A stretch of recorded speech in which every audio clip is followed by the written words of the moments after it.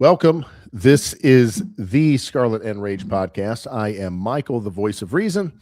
This is my co-host Jay, the voice of rage, and we are coming to you tonight with a update on the very first look we have at the 2026 Buckeyes in spring practice.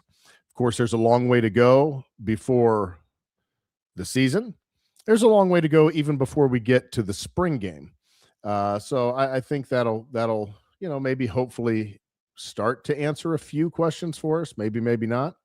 But we got our first look at them, and Rage and I are going to kind of give you our initial impressions on what we see. Now, this is a very brief look, and it's not full go or anything like that. At times during certain drills, guys weren't even wearing helmets. So I'm going to lay all that as a caveat, a background. I think we're going to have plenty to talk about, and I hope you guys are active in the chat. Now, before we get into this, please hit that like and subscribe. Give us a thumbs up if you are in the chat. If you're watching this afterwards, please give us a thumbs up. And if you would, please hit that subscribe button. We are trying to get to that 1,000 subscribers. We've been kind of stuck just under that for too long now. Help us get over that milestone and hit that 1,000 mark. So hit that subscribe if you have not. Rage. Let's get into it. I'll pull the message board up at some point throughout this episode and give that a plug. Plenty of activity going on there as well. But let's get into it for now, Rage. What do you think after this little glimpse into the 2026 squad, which is, experienced a lot of turnover, a lot of new guys out there?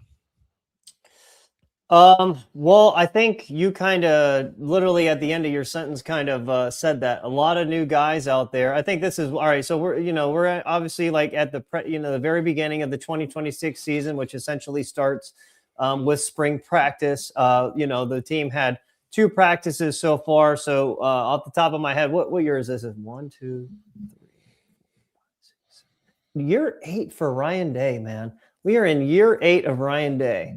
Yeah. A lot of failure, more failure than success, but he has had some success, and we do have that national championship. So, congrats to him there. Man, it's just crazy how much time has flown. I feel like the 2019 season was yesterday. I remember them opening up against FAU and Lane Kiffin.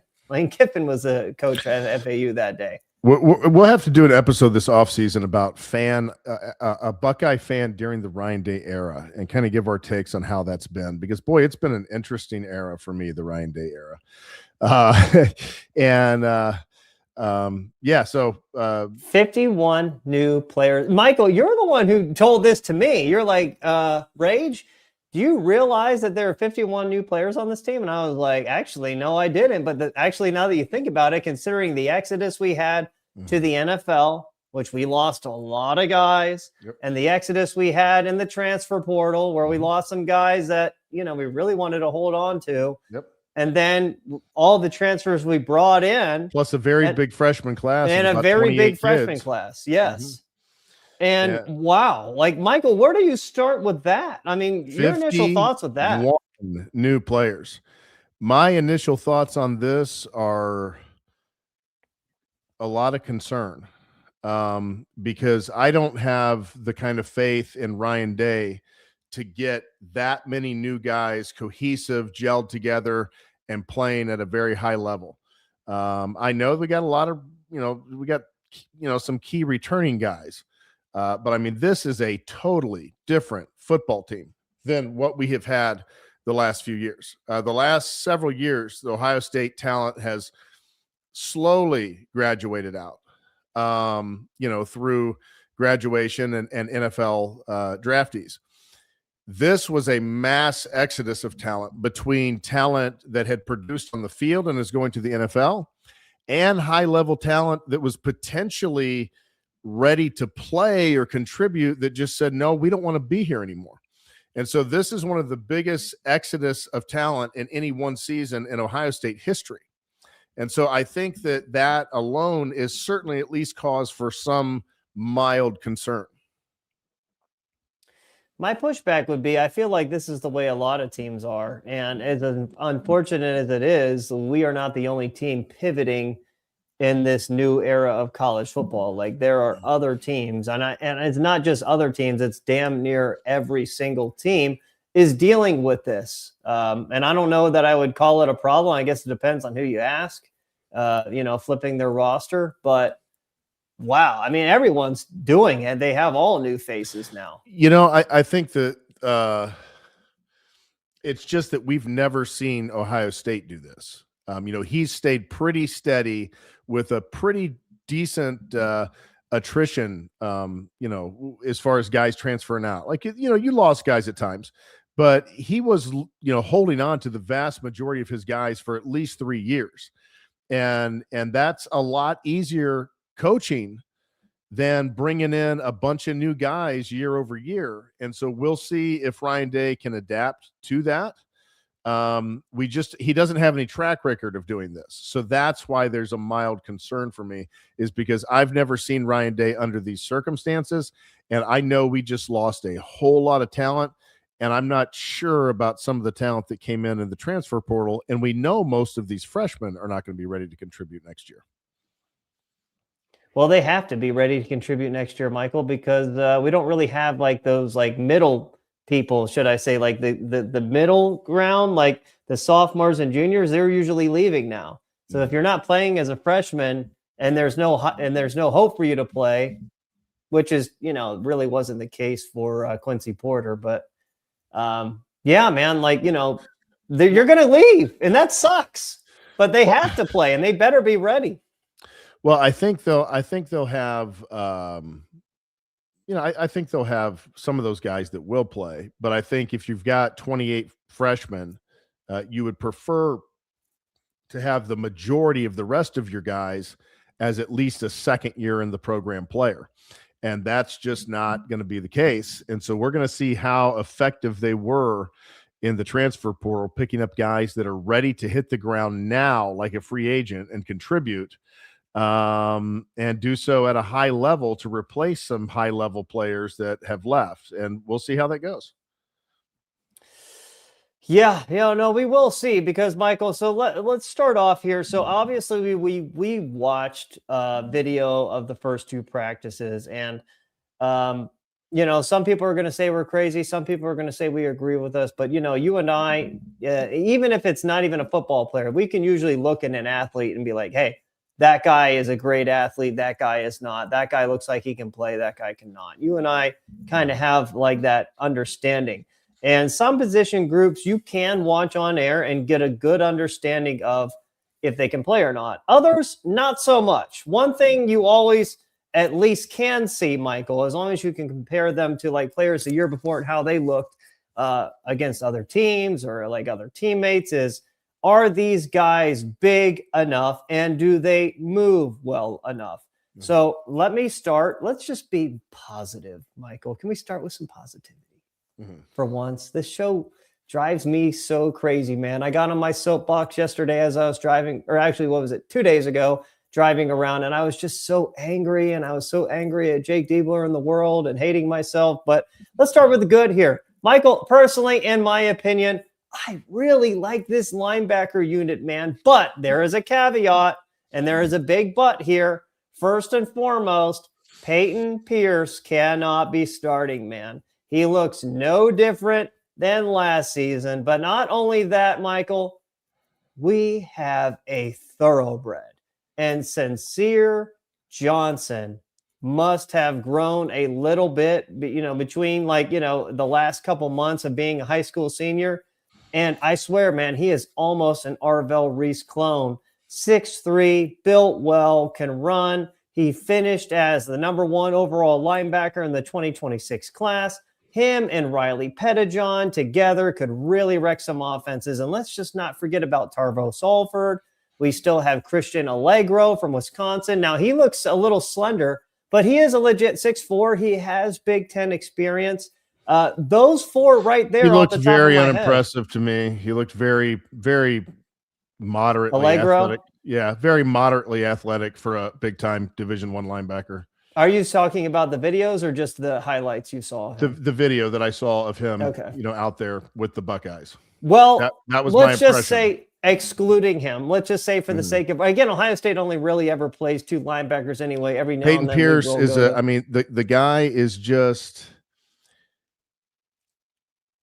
he's a nice looking player, but he needs to be playing at University of Kentucky or somewhere like that. I mean, he's a power 4 player, but not what you need at Ohio State, No, I mean, I don't disagree. I don't. He just looks like a fish out of water in those practices, standing next to some of these other quite players. long enough, and his speed doesn't make up for his lack of length. He doesn't have enough speed. If he was really quick and fast, he would have okay size, but he's none of the above.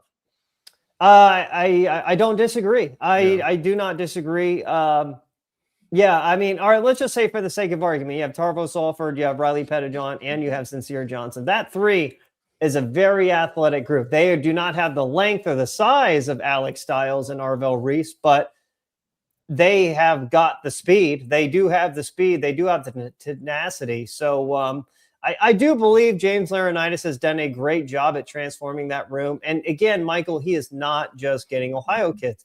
He actually goes into other states and gets legit players, unlike Tyler Bowen, who is literally tied to the state of Ohio. So props to Laurinaitis for, really transforming that room. It really does bother me, though, to shit on Peyton Pierce a little bit more. You and I have had our problems with Tommy Eichenberg. Was our first season, was Tommy Eichenberg still here? I think he was. Yeah, he played in 2020. Yeah, he was still here. Yeah. Peyton Pierce is not as good as Tommy Eichenberg. The beat was trying to tell us and fool people like me and you that Peyton Pierce is a more athletic Tommy Eichenberg. Well, I mean, he's not. I mean, number one, he better be significantly more athletic because he's not as big. I mean, he doesn't look more athletic, is what I'm saying. Well, I know. And Tommy Eichenberg was about 6'2.5", 245 pounds. Right. Peyton Pierce is about 6'1", 225 pounds. So I mean, he better be significantly more athletic. And you're right; it just doesn't really appear he is. Yeah. Okay. I'll ask you, Michael. Tell me, anything good stick out to you of the position groups? But don't go into like what I think you're going to say yet. But just all right. Does anything good stick out to me? Yeah, from the position groups, I want to hear it. I mean, yeah, there's some young athleticism in the linebacker room. We don't really know what that's going to look like in game action yet, but there's certainly potential. So that's a positive.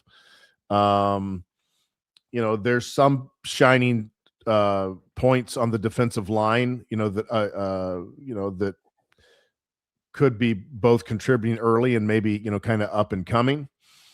There's also some question marks there. I think Sayan is probably going to be mildly improved as a quarterback, but I don't know.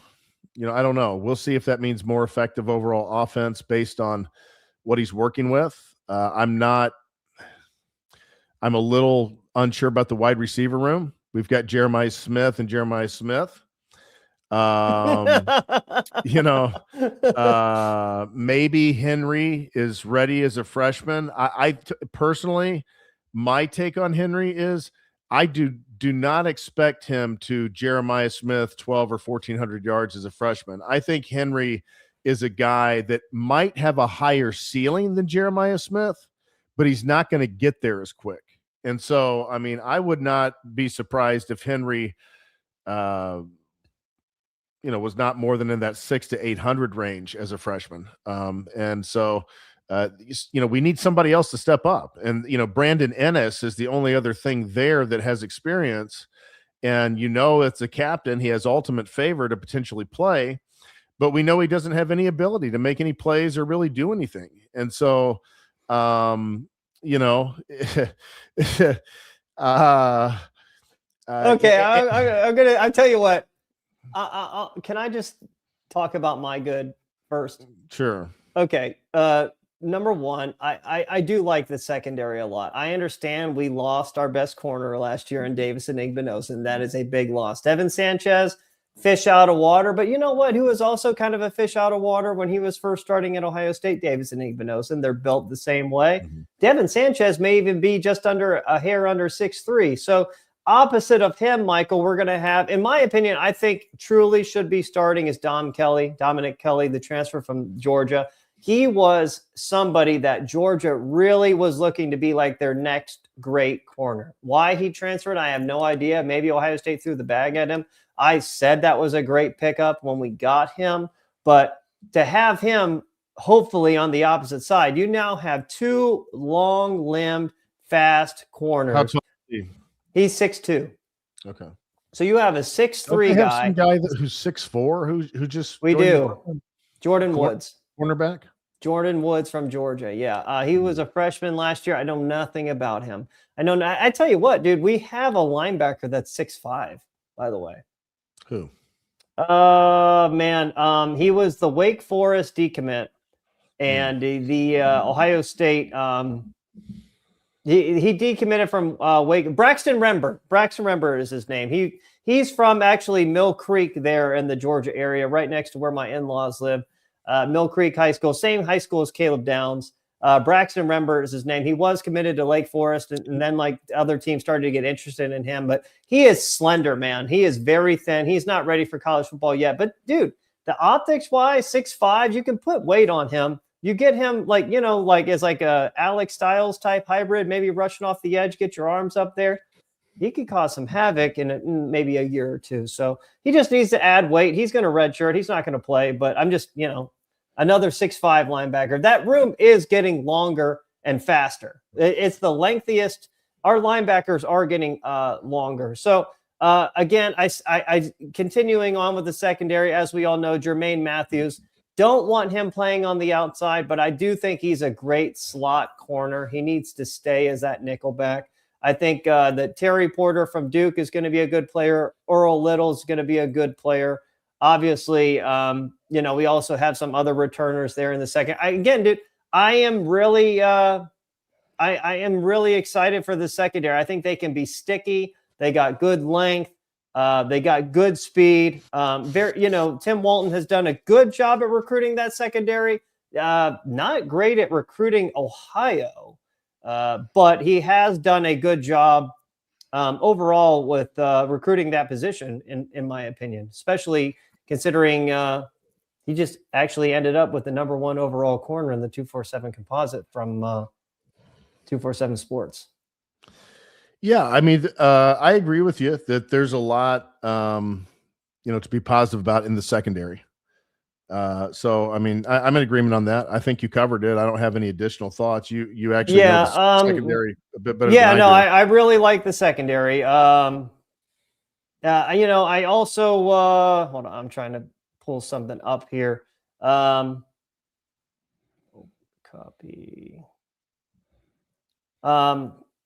Though, I mean, I do like that we have Chris Henry Jr. It goes without saying for Jeremiah Smith is the best player in the country. What do you think about this?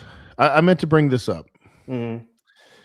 You are right that we are getting longer and longer at linebacker. Mm-hmm. But, as I looked at this, I went back this past week and I looked at the top 20 NFL linebackers, considered the top 20 NFL linebackers in the league. And most of those guys are between 6 foot and 6'3".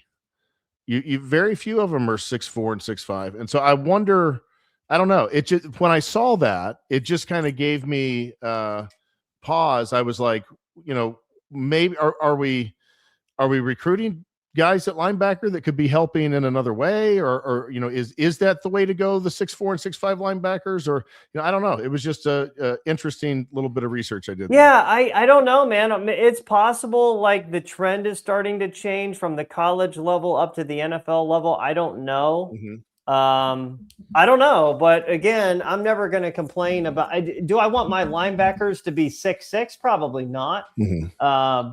But I do like that sweet spot between 6'2" and 6'4", because for sure. If you just have longer limbs, you're just going to have more ability to pull certain things off more. And it's not like defensive or offensive line where like low man wins. Like linebacker, you kind of got to be a little bit of both, I guess. Yeah, and you got to be able to cover a little bit, and you've got to in today's game at linebacker, you got to be able to move. I mean, because most of the time there's only 2 of you out there, and you cannot have guys running 4 940s playing linebacker anymore. I mean, they have to be sub 4.7.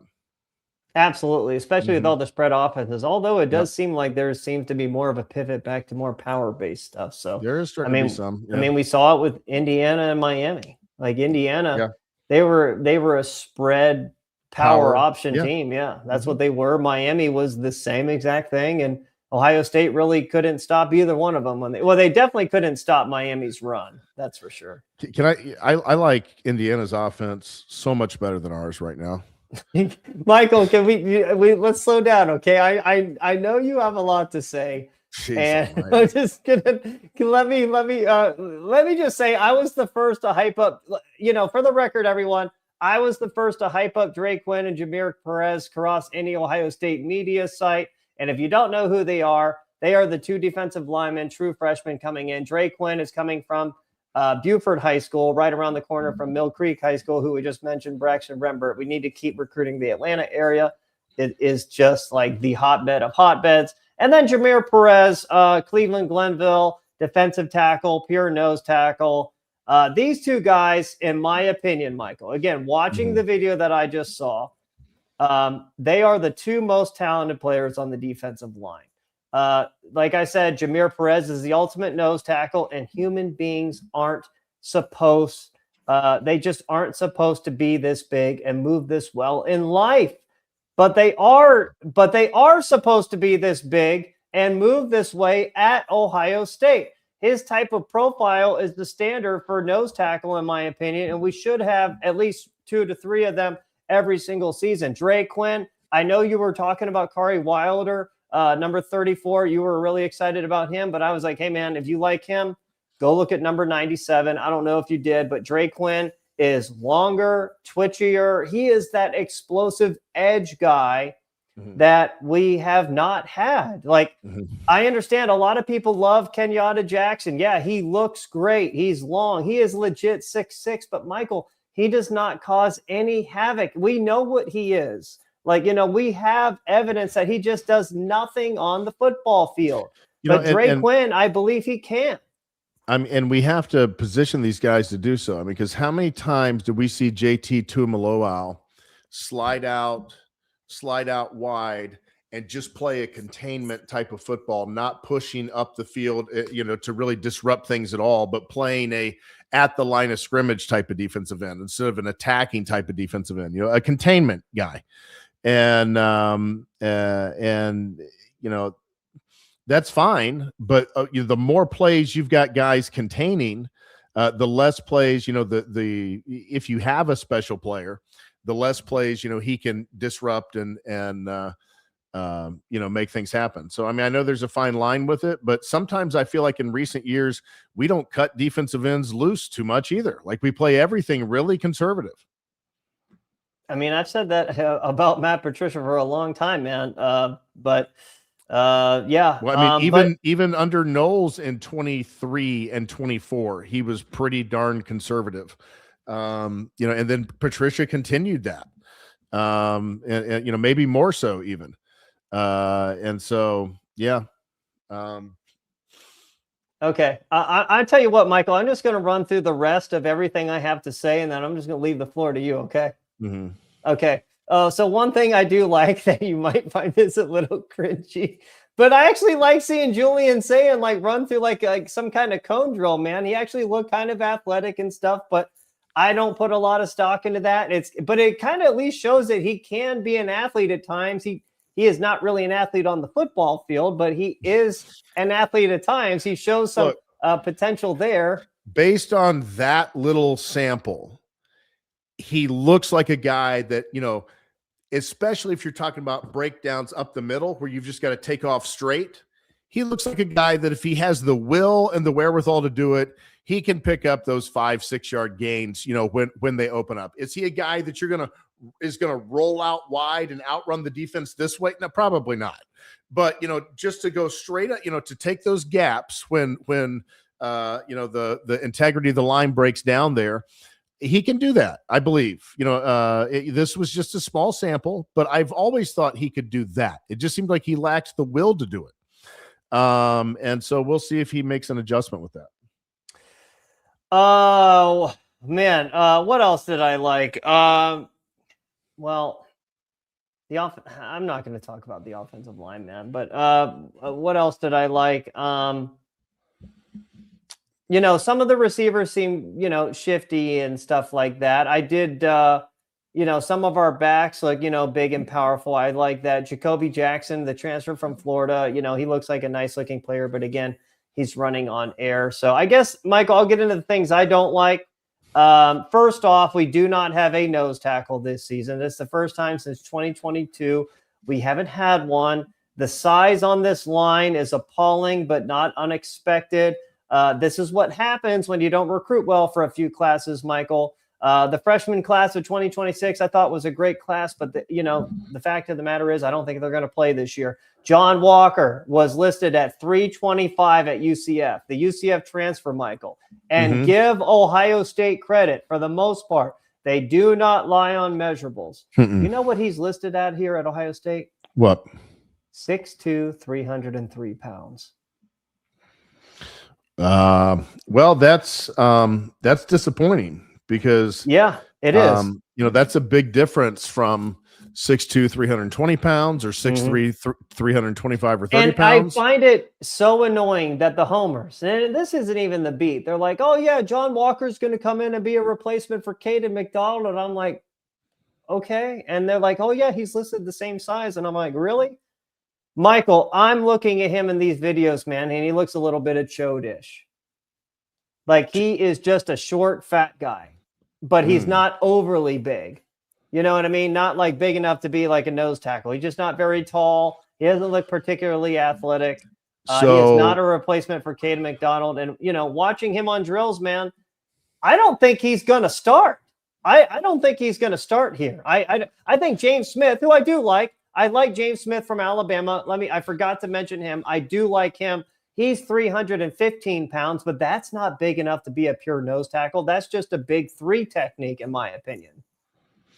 Well, 303 pounds, especially if he's not athletic, that doesn't sound promising at all. No. Because you look at his highlights at UCF, he's not really doing that much. At 303, you need to have a little twitch and athleticism to you to be really effective. I don't know. We'll see. That sounds like maybe a depth piece. Doesn't sound like a high quality starter. No, I don't think so. And I hope they didn't spend a lot of money on him or had any kind of thoughts towards him being a Caden McDonald replacement, because if they do, then they're in big trouble. I really hope they didn't think as James Smith as a Caden McDonald replacement. I hope they thought of him as just like a really good three technique. But again, man, like I said, we do not have a nose tackle because we don't play true freshmen. And if we could take the coaching staff seriously at all, Jameer Perez would be in the two deep, and damn near, Michael, I would maybe put him out there to start the year because we are so undersized. Quay Russaw from Alabama, man, he looks every bit of maybe 6'1". He looks like a running back. The edge guy from Alabama, he's probably explosive, going to give us more twitch than Caden Curry, but Caden Curry makes him look small. You expect that line with Kenyatta Jackson, James Smith, Will Smith, which, by the way, they said Will Smith, 290 pounds of him is going to be the nose tackle. Like, what the fuck? We know what we have with Edric Houston inside. He's nothing. He gets bowled over. And now we have Quay Russaw starting at 6'1", 200 and whatever, 40 pounds. Like, dude, how do you expect to be able to stop Texas in the run game? Like, I don't know. I'm going to continue on here. I do not like that Legend Bay is getting so much hype for just running drills. Ohio State has never had any kind of success with a player of his type outside of Curtis Samuel. And Curtis was an actual running back in high school But Legend Bay, Michael, like I wanted him to come to Ohio State to get out of the, the cloud, the helicopter mom, crazy mom thing. But he played quarterback in high school. Like those guys just don't translate over right away. That's very, very, very dangerous. So those are some things that really stick out to me as major red flags. One last thing I'll also say is, in my mind, a guy like that who's just transitioning, he's going to redshirt, number one. Number two, at the end of his redshirt freshman year. So in other words, going into his third year in the program, that's probably when we can begin to talk about whether this guy's going to contribute or not. The hyping up Legend Bay because he's fast with no pads on and nobody guarding him is just a silly, it's another silly thing that the Buckeye Beat loves to do every year, is pick these guys and they hype them up and then you never hear about them once the season comes around. Yes, you're absolutely right. I don't know. I would say we've had no success. I was wrong. We've had success with Curtis Samuel. But those were not good offenses. We really don't. No, they weren't good. But he was a good player, though. He kind of like saved that offense. But Dontre Wilson, Jalen Marshall wasn't. Well, Jalen Marshall was a receiver. Yeah, I don't know. A few other guys, man. I can't think of them off the top of my head. Just not great. I think his only hope is to be a legitimate slot. And supposedly, what do they have him listed at? Because you think he's going to start over Brandon Ennis, though? I'm not talking about this year, but what is his height listed at? Because I heard that he was now just over 6 feet tall, that he had hit a growth spurt and was no longer 5'10" and was just over 6 feet tall. What do they have him listed? I know I sent you a photo of the roster. I know he's number 2, so he is listed at 5'10", 177. Okay. All right. Well, and he's a pure running back. You can't be that small, mere running back. I mean, that's like Darren Sproles-ish. Yeah. I mean, he has to get to 195 pounds. Yeah. Quay Russaw, 6'2", 240. That he doesn't look 6'2". And where's he from? He's the transfer from Alabama. Outside linebacker? Defensive end? Defensive end. 6'2", 240-pound defensive end? Yeah. What number was he? Number 4. I'm looking at this roster again. Yeah. Jay, I'm very concerned. Okay, I'm leaving the floor to you, man. I know you've been like, I'm honestly like, we kind of just preface this. I spoke to Michael briefly. I'm going to leave the floor to him. I have an idea what he's going to say, but Michael, just go in, man. I'm listening. I mean, first off, Ryan Day and 51 new players terrifies me. I mean, so that's just kind of right out of the gate. But then, you add that a lot of these 51 new players are young guys, freshmen. We know how uncomfortable they are playing freshmen, seemingly. We look at some of the holes in key positions, such as defensive line potentially, such as we've got very much unknown at linebacker. The back five, I think that we're good there. Offensive line, I have no faith in Tyler Bowen. I think he's a terrible coach. I think he's terribly uninspiring. I saw him in action, and I just wasn't impressed. We can hope that Arthur Smith and, you shared that they hired an assistant from where? Who's the assistant offensive line coach? From Pittsburgh Steelers. I guess Arthur brought in one of his guys, but the point you made is, why are they having to basically shield this coach and like coddle him so much? Yeah. I mean, why are we having to hope that Arthur Smith and this assistant offensive line coach can come and save the offensive line when, Ohio State has for the last several years had one of the top paid offensive line coaches in the country? Like, I don't understand what we're doing. Tyler Bowen has recruited poorly, and I don't even think he coached as well as Justin Fry, because Justin Fry did make adjustments as the year went. I think Justin Fry was a terrible recruiter, and I think he was an okay coach, maybe at best. but I will give him credit that he seemed to make some adjustments in last year's and the 2024's offensive line as the season went, and as he kind of moved pieces around and had injuries. And I haven't even seen that level of skill with Tyler Bowen. I haven't seen really any improvement in this line as the year went. Just when it seemed like they were really going to gel, it's like it kind of fell back apart again. And they're not overly talented either. So, I mean, there is that factor. It's not like it's a super highly rated group.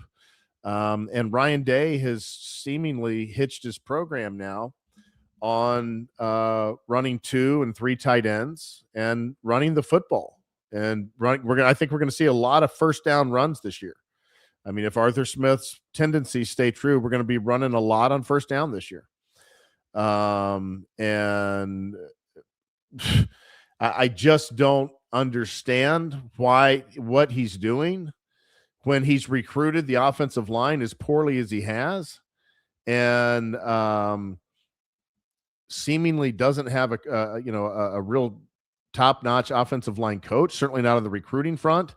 There's not a whole lot of evidence he's an amazing coach there either. He hasn't even coached offensive line since 2017. And so, I mean, there's a lot of concerns because that's where Ryan Day's directing the program, is on the shoulders of the offensive line, the very position where he hired his best friend and a guy who hadn't coached there in 8 years. And neither one have been able to recruit worth a darn. And so I'm super concerned. We've got one known receiver. We've got a kind of good quarterback. I mean, he's got some good attributes for sure, but he's not a guy that's really showed he's going to put the game on his shoulders necessarily. And he's got one proven receiver in Brandon Ennis and some tight ends. We've got plenty of big, white, kind of slow-looking tight ends. I'll tell you that. That's one thing that's new about the program, is we've got lots of big tight ends. I don't know. I'm very, very down on the direction of this Ryan Day offense. And I just don't think that the defense is at a place this year that we can depend on them to really lock teams down. And I mean, I don't, I'm not basing all of this just on seeing the clips out of spring practice. Okay. So I'm not going to overreact. Things could get better. Things could come together. Things could gel. It's a long way to go. I'm just telling you, I see a lot of very big early warning signs that I'm going to keep my eye on moving forward that I don't feel super good about. And if those warning signs were like worst case scenario, I could see this being like an 8-4 type team. I think that that's very much on the table. I don't think that's at all like crazy, like that could never happen. I think that's very much on the table. 51 new players. Again, I really just don't know how elite many of these transfers were.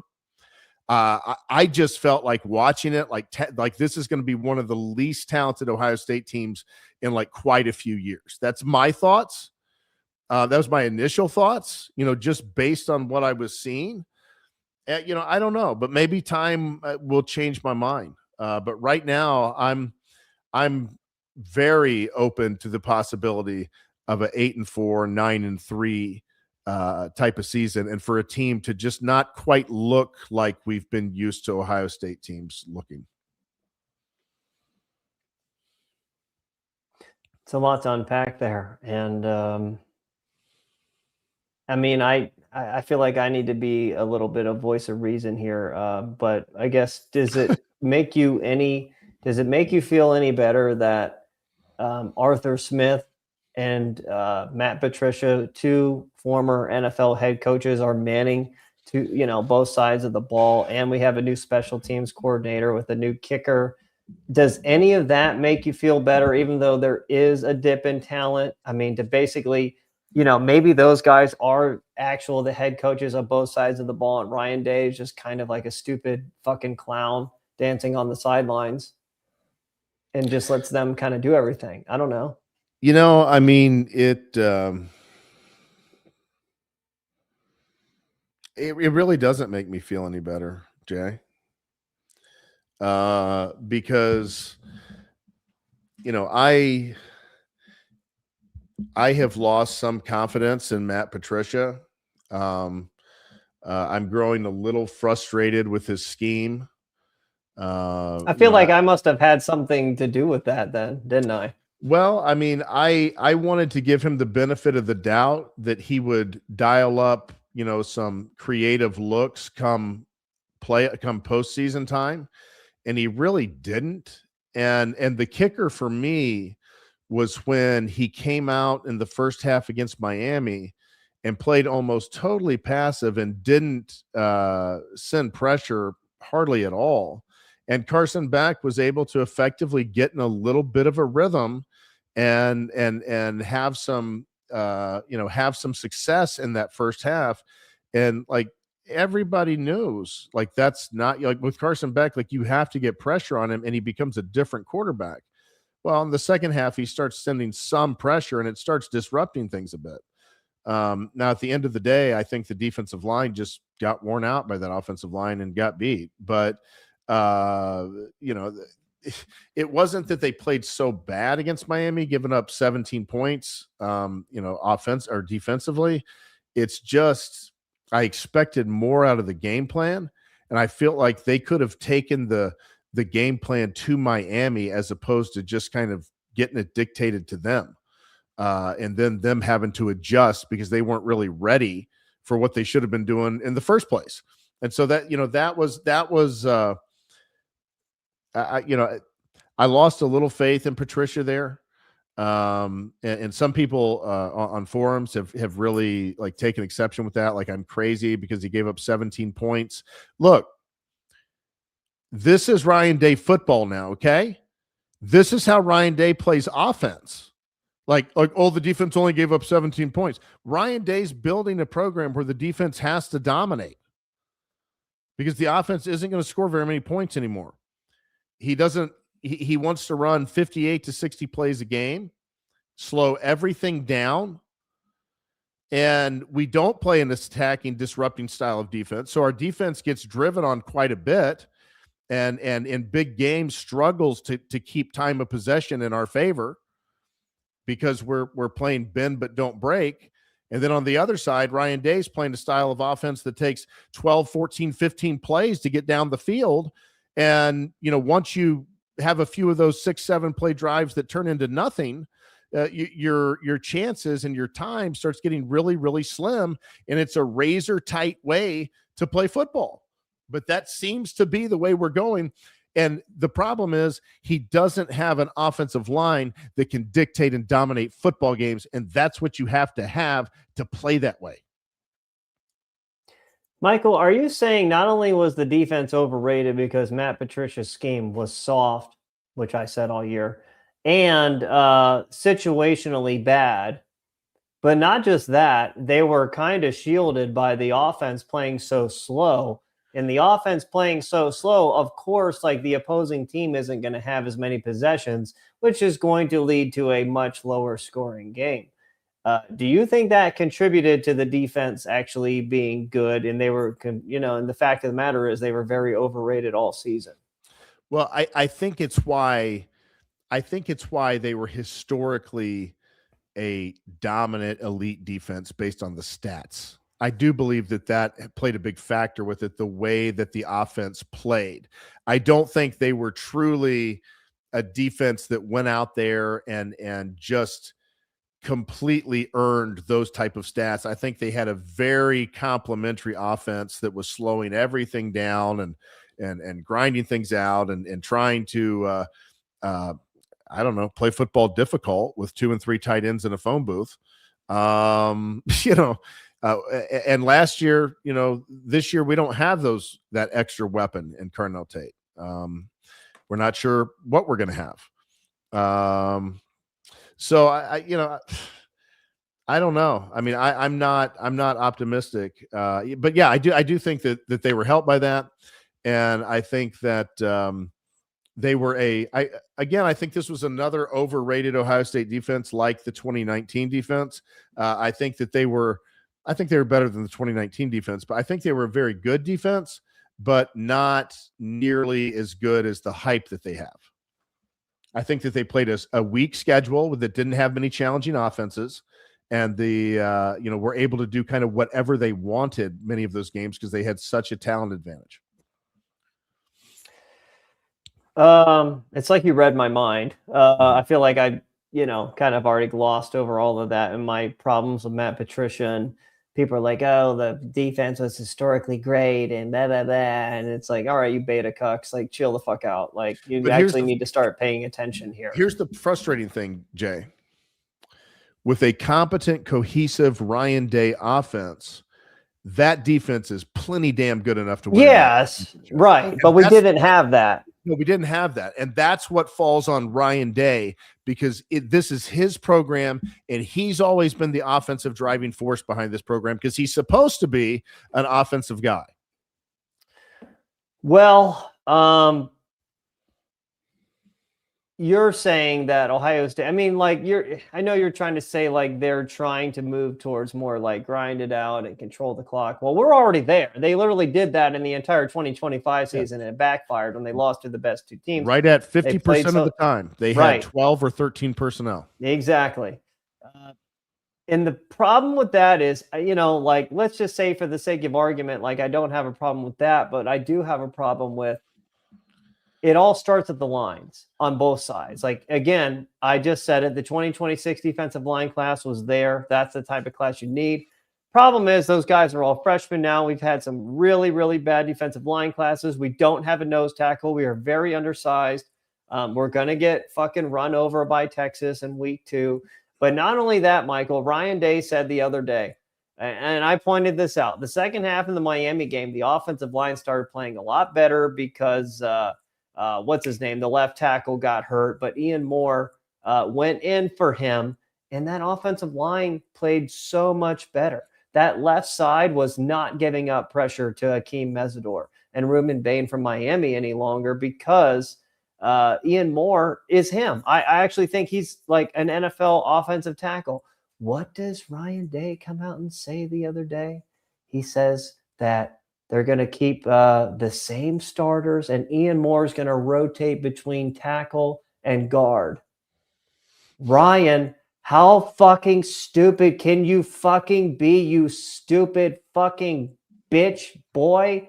Like, what in the fuck is going on?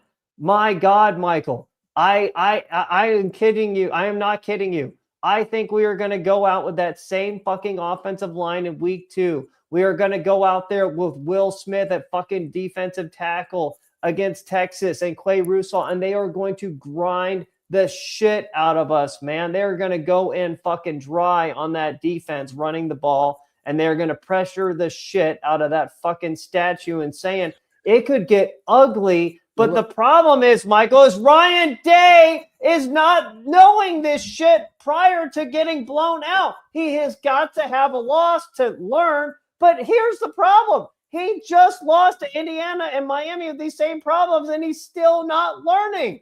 When are you going to fucking learn, you bastard? I don't know. I mean, I think that especially, considering how he has moved in the program, it makes sense why he let go of the wide receivers. He's moved away.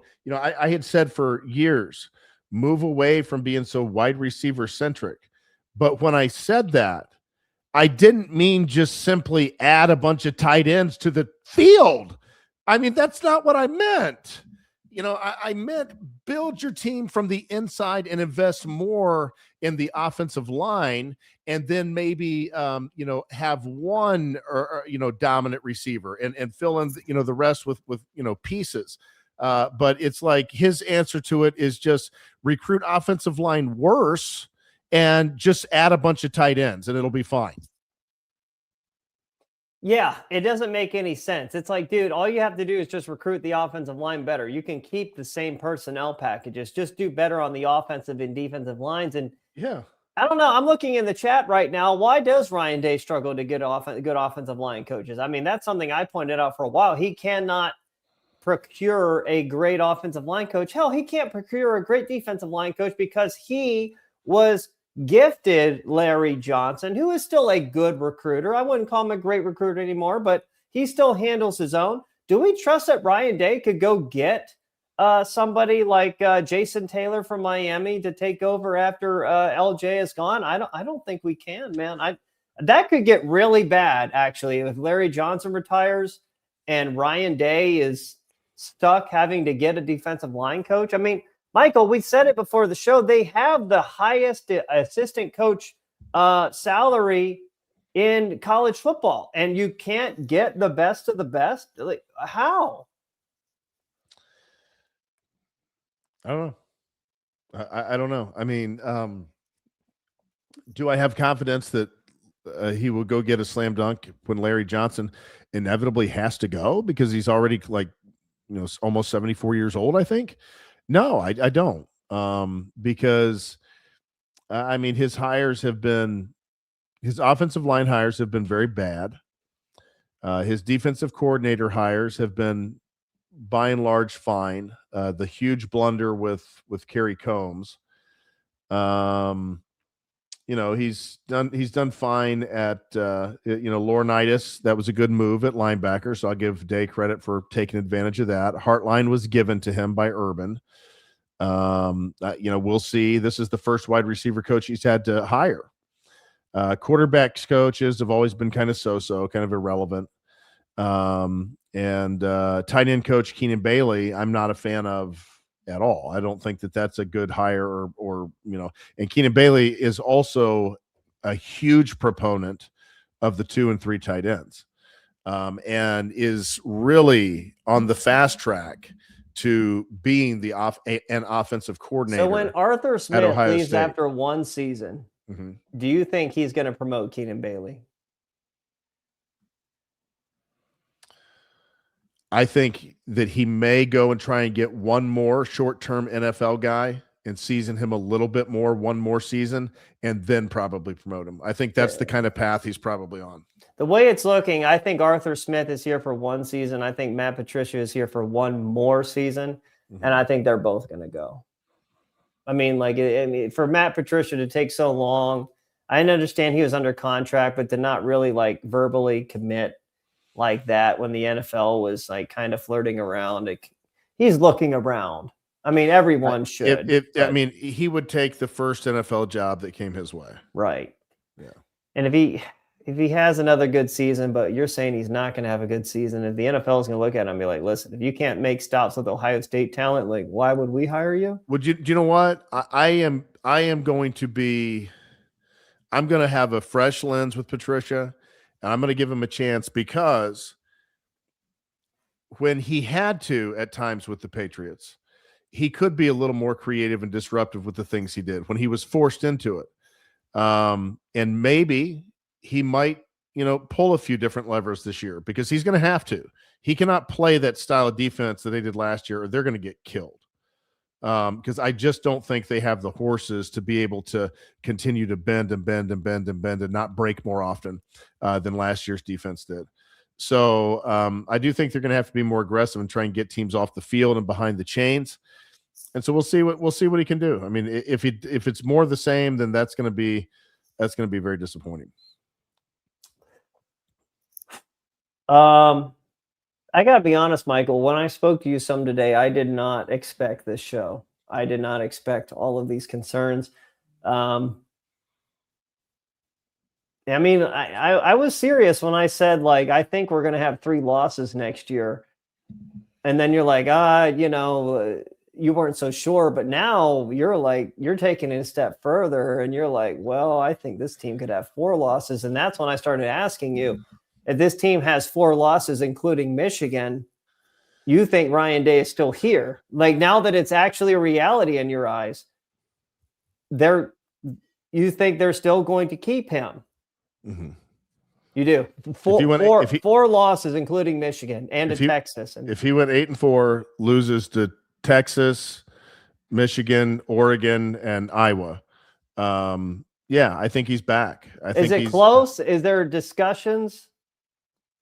I mean, if you're talking about like getting blown out 3 out of those 4 games, then I don't know. Maybe that could be a different What about discussion. 1 out of the 4? No, he's back. 1 2 out of blowout, the 4 getting blown out. back. I think if he got blown out 3 out of 4 or 4 out of 4 times, there might, especially if he got blown out by Michigan by like 3 touchdowns or something or more. But I think for the most part, 8-4, and he's back. I think it would really have to fall off the rails for him to get fired after this season. 5 losses. I'll ask again. 5 losses. What now? And 2 of them are blowouts. I think that he's going to be able to sell that he's adapting in this new world, and the turnover's not going to be as much, and they're gonna give him another year, even with 5 losses. Now, if he went 500, 6-6, with the type of money, with the type of resources, with the type of things that he's been provided, now I think you really are into a conversation of him being fired. But I think it would have to get that bad, to seriously for him to be in danger. I think 7-5 and 8-4 he survives, and certainly 9-3 he is surviving. So he's going to keep his job, and then the next season, let's say the 2027 season, he has 3 losses. I think that's where he could potentially get fired, because he's essentially a lame duck coach for 2 years, because you are not sold. I mean, we're not winning the national championship this year, and we're not probably winning it in 2027 either. So we are essentially stuck with a lame duck coach, is what you're saying. I feel that way. That's my take on it. I mean, that's how I feel. Well, I said it, man. I mean, I love Ohio State, but go ahead. Ryan Day. Let's go to Ryan Day's track record. 2022, because he hadn't recruited the defense properly. He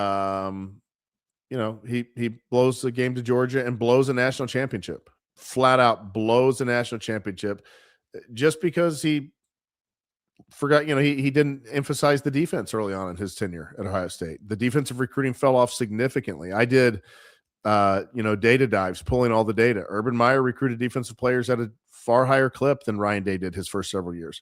The Urban's last 4 years were much higher defensive clip than Ryan Day's first 4. Now he increased offensive talents, but especially in the wide receiver room, and some at quarterback as well. But I mean, I just think that the way that he has coached, you see 2023, he was changing. He was trying this slower type of offense, that was more, kind of this power oriented, like we can just run the ball when we want to. And it didn't go well. And then 2024, we see a reversion away from that back to a more creative, dynamic offense, more so even at flashes throughout the year. The Oregon game midway through the season, the offense looked good and dynamic that game, putting up 31 points against a good Oregon team. There was times during the season it looked a little clunky, but then, of course, looked very good down that stretch run. But that was Chip Kelly. That should be obvious now. 2025, it's Ryan Day again. What do? We go right back to the 2023 type of stuff, except I think now we're slowing it down even more. Running tempo is not even an option. It's never an option. We never do it. He is dedicated to this 58 to 62 plays a game, grinding it out, and playing lower scoring type of football. I mean, that's what you're going to effectively get. I mean, unless you develop explosive tight end game and explosive running game, you're going to score a lot less points doing this. And so far, I haven't seen anything to make me believe we're going to have an explosive tight end weapons. There's nothing that really makes me believe that we have the type of offensive linemen or running backs to have a particularly explosive running game. And so I think this is going to be a very grinded out type of offense again. And I just think projecting forward, what evidence do we have that anything is going to happen besides this? what evidence do we have that there's going to be any type of change in philosophy and that he's going to try and become a dynamic offensive team again? None. I mean, you look at 2020 Clemson versus in even 2021 Georgia versus where this offense is now. What the hell happened to Ryan Day? I've been asking that question for the last couple of years. I'm like, I never had a problem with the offense outside of like situational stuff towards the end of games, but I really like the high octane explosive. I mean, I don't know that they were really going really fast pace all that much outside of a few times, but they aired it out. And really my biggest thing was just improve the defense. Well, he did improve the defense, but the problem is the defense started doing this and the offense started doing this. And it's like, now you're back to kind of where you were in the first place, but it's just the roles are reversed. And it's like, what the fuck, man? Why can't you operate on a high level on both sides of the ball? But this is why Ryan Day is just, he's always coaching, I feel like, with one arm tied behind his back, and he blames it on everyone else, never takes any fucking responsibility. And I just don't think he's very intelligent, man. Again, I continue to say he's not very intelligent. He's not. Your actions speak louder than your words. Yeah, he is a very smooth operator in front of the cameras when he's getting softballs from WBNS and 97.1, all of those stations out of Columbus. But again, you see him when he's actually pressured and he actually has to think, Michael. He has the fucking deer in the headlights look. He doesn't know what the fuck is going on. And he's not a leader. He's not somebody at the vanguard. He's none of these things. He is just, he's kind of a beta male trying to make it in an alpha role. I mean, I pretty much agree. That's a lot of the way that I've seen Ryan Day. And I think Ryan Day's recipe to win at a super high clip, to potentially win a national championship is a very high level roster combined with creative, smart coordinators and assistants, to insulate, kind of his lack of really drive and imprint that he makes into a program. Nick Saban, Urban Meyer, Bill Belichick. I know those are we're talking about all-time greats in their respective time frames and places, but all of those guys left a very indelible mark on the teams that they coached. Their personality was infused into those teams. Maybe we do see Ryan Day's personality infused into some of his teams, but it's not in a way that really drives the team to greatness. He's never really been that spark plug or that, I don't really know what he does. He's a nice guy and it seems like they all like him for the most part. And he tries to make sure they all like each other and all like him. I mean, it's great, I guess. But I don't know. It seems to me in the leadership areas and in kind of driving the direction and the personality of the program, it just seems like he's always been lacking in that area for me. Well, a lot of thoughts there. Before we get out of here, Michael, it sounds like you have a busy week. The NCAA tournament, I mean, I wanted to maybe talk a little bit more about this. We kind of really don't have the time. Michael, where are you headed this week, man? What you got going on? What's the story there before we get out of here? Well, I will be going to Fort Lauderdale next weekend to watch several of the games. So that'll be, it'll be fun meeting a bunch of guys down there. Some of them I know pretty well, some of them I don't. So, but anyhow, be watching a lot of the games, watching the Buckeyes, watching Michigan. Big Ten got, quite a few favorable matchups early on in the first round. So we'll see, what they can do. Speaking of the Buckeyes, Michael, Ohio State is playing in the great state of South Carolina, only 2 hours away from me. And you know what that means? What? I'm going to go to the game. You're going? All right. Nice. I'm going to go to the game. Only 2 hours away. They just came out today that Ohio State is the first game of the NCAA tournament tipping off at 12:15, I believe, on Thursday afternoon. Mhm. So I was just updating my family's calendar right now. I'm going to have to leave early in the morning, get there, and I'll probably stay for the Ohio State, obviously the entire Ohio State game, but probably first half of Duke and Siena, and then get the fuck out of there. Yeah. Because, I mean, it's a 1 versus 16 seed. But, Sure. you know, anyone wanting to know more about Ohio State basketball, I'll probably go live on the ride back. Or actually, you know what? If the Bon Secours Arena has Wi-Fi, I'll probably get on for a quick recap of the game for like 5 to 10 minutes. I'll probably do it from inside the arena. And fingers crossed with that one. TCU is a good team, but, you know, 10,000-foot view of them, man, they are not nearly as big or as athletic as Ohio State. They shoot better. I mean, of course, a lot of teams shoot better than we do, and they obviously are better coached, but they're not a better team. Ohio State should win, and I think we should win by like 7 to 8 points.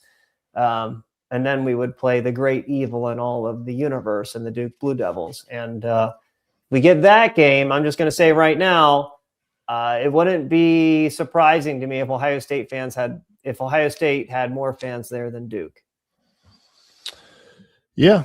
Well, it'll be exciting to see. Hopefully they can win a game and at least advance. We'll see well, it just goes to show how the expectations have fallen. Like the expectation, I mean, they should be a Sweet 16 every year team. And now they're looking at like a second round and everyone's like, oh, yeah, this is so great. And it's like, dude, this is a fucking failure. What are we made it to the top 32. It's just like they've been like more of a failure before. So I don't know. Yeah. I have nothing else, sir. Depressing episode, surprisingly depressing episode, especially when I spoke to you on the phone today. I was like, holy shit, dude, I don't know where to go with this show anymore. You know, I have to tell it how I see it, and I'm not optimistic, but we're gonna.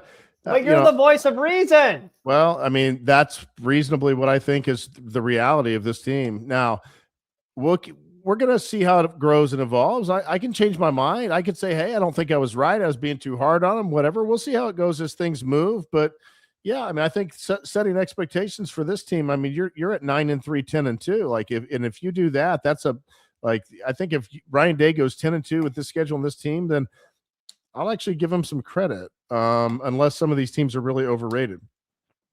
And so time will tell. All right, man. Well, I have nothing else. Get on the message boards. Like, subscribe, share, hit the bell. Make sure you get a notification every time we go live. But other than that, sir, go Buckeyes. One of my few Ohio State basketball shirts. Go Bucks. All right. Go Bucks. Later.